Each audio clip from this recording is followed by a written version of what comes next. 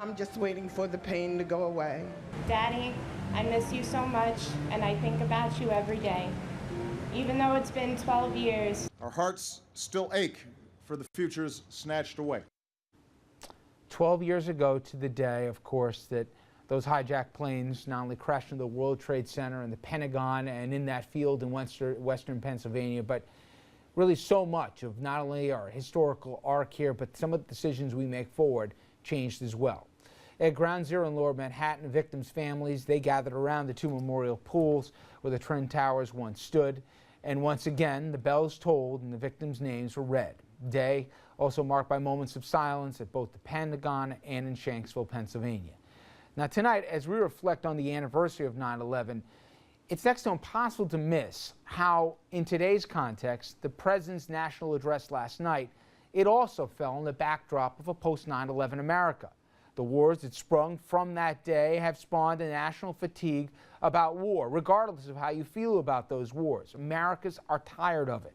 And one of the President's most iconic moments in office, that was his announcement about the death of Osama bin Laden in 2011. That speech, late last night, was given from the East Room. Now, how much has 9/11 impacted our current foreign policy? I want to bring our table back, and I put it to you, and put it as much as you can, Mike, into personal terms. 9/11, a rallying cry, modern-day Pearl Harbor.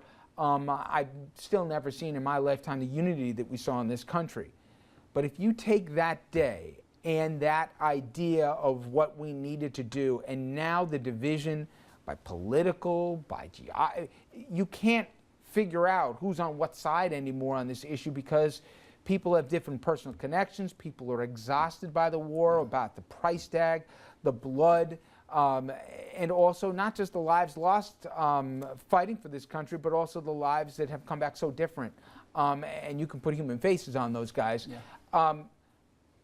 It's almost impossible to calculate how much has changed from what happened 12 years ago to this day. Yeah, Richard, I think there was two post-9/11 worlds. There was the one right after where we go into Afghanistan and we were very successful with the Taliban. We're very successful in our airstrikes, special forces. That was going to be the new kind of war. We rout that government and we send those people on their way, so to speak. Didn't really have a phase 5, which is that reconstruction plan. But then we had this phase 2, and that's Iraq. And the world was with us. Yeah, exactly. And it was over weapons of mass destruction. It was really a spillover from what happened on 9/11.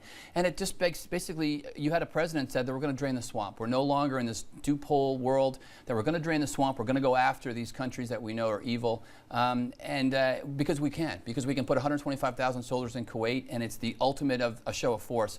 And I think we completely overestimated a lot of that. We were fighting a little bit of the last war. We had no idea the Fedayeen would fight as hard as they did. And then that's what's really caused this fatigue. And if anything, I'm hoping that you're going to use these last few years to kind of rethink and reevaluate our positions about going to war. You know, it's interesting because I also think that there were two different reactions to it. And by the way, it still gets me every single year, the bell ringing and the emotion and the flesh.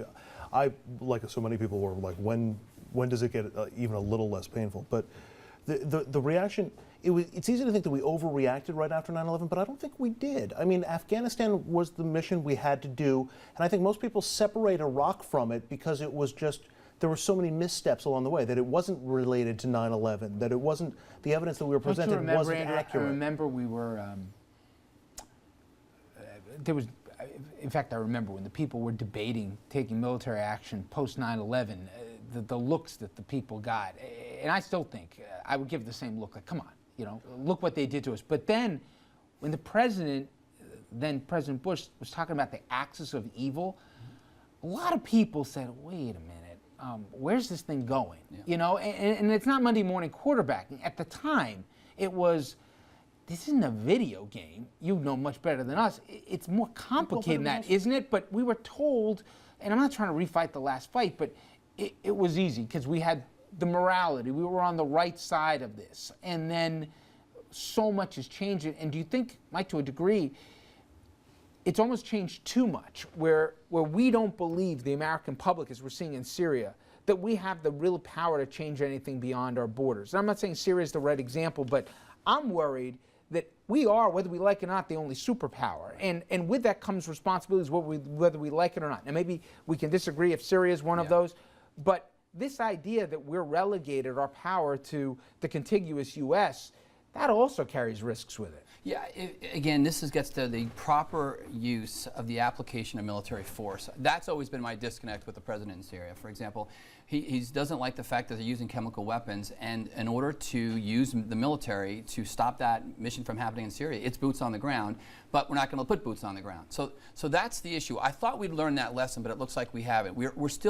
We're still somewhat over-exaggerated with American exceptionalism about how great our cruise missiles are going to be from the Mediterranean, how they're going to change the world when they land on airstrips in Syria, and how they're going to make a tin-pot dictator, to your point last night, like Assad, all of a sudden quiver and do what we want. It's just not the case, and we saw that multiple times already. But politically, I just don't see a scenario where any president could put boots on the ground. I mean, Yeah, I agree with you. I don't think it has to do with this president or even his successor considering or his our recent history.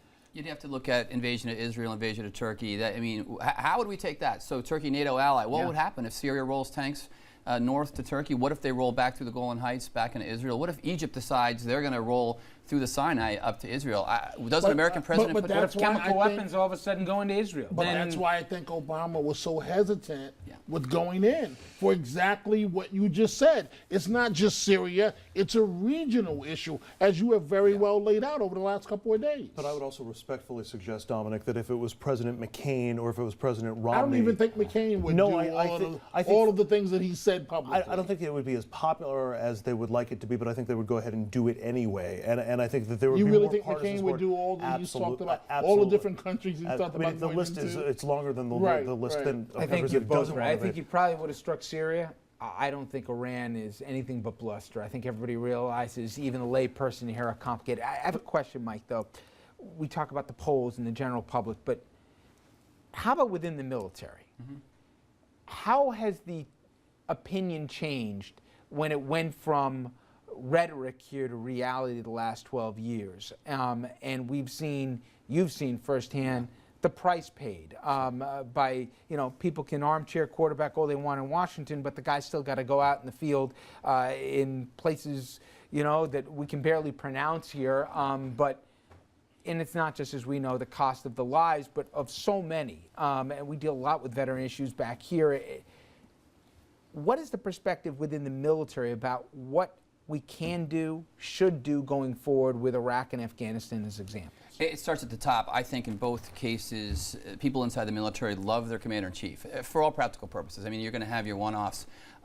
George Bush was very popular with the troops. He spent time with them, did a lot of different things. Felt what you want from your commander-in-chief is protection of the force. Felt that when they needed equipment, he got them that equipment. It was important. You shift now to President Obama, and he's been a social guy. He's been, he's overturned Don't Ask, Don't Tell. He's brought kind of this new generation into the military, and that's why I think they have a lot of respect for him there as well. But all a soldier ever asks for is to be protected, is not to be given a mission that's impossible, and understand when those orders are clear and concise. And 9 times out of 10, they'll give their life to get that mission accomplished. But Mike, when you go to the academies now, and I'm always impressed whenever I go to West Point, and they talk about how to train these future commanders and leaders differently, and officers about some of the things that they've run into. Is there a debate going on about the limits of what we can and can't do versus what we thought we could or couldn't do after 2001 in this new reality where there isn't nation states that we're fighting with guys in different uniforms and everything else? Is there an acceptance, grudgingly albeit, that the world has really changed and maybe we're more limited than we'd like to admit? Yeah, and there's been a shift at the military academy. My classmate actually is a dean up there, and I got a chance to talk to him about it this summer.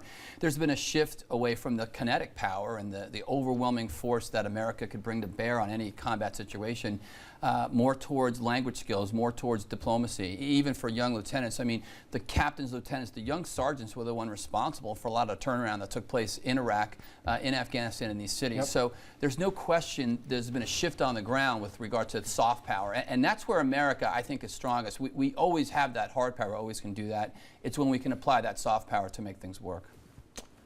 Okay, when we come back, we're going to leave both the issues of foreign policy right now and war and turn to politics here because, as many of you remember, 12 years ago there was an election that was held up because of the attacks of 9/11.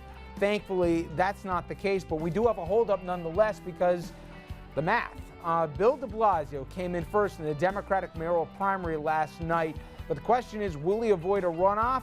Well, we were here till the wee hours and we still don't know the answer.